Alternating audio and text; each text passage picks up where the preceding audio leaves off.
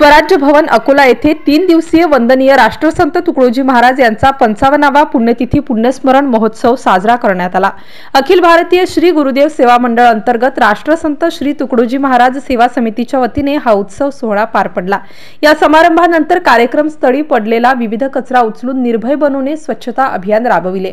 पुण्यतिथी सोहळ्याचा हा कार्यक्रम संपन्न झाल्यानंतर दुसऱ्या दिवशी निर्भय बनव जन आंदोलनाच्या वतीने स्वच्छता मोहीम राबवून खऱ्या अर्थाने राष्ट्रसंत अपेक्षित असलेले विचार कृतीत आणून या ठिकाणी सकाळी 8 ते 12 वाजेपर्यंत स्वच्छता अभियान राबवून पूर्ण परिसर स्वच्छ करण्यात आला।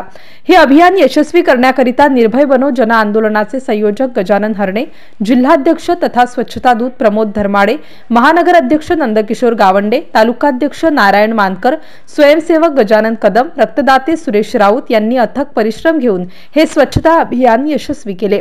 MCN न्यूज मराठी करिता देवानंद खिरकर, अकोट।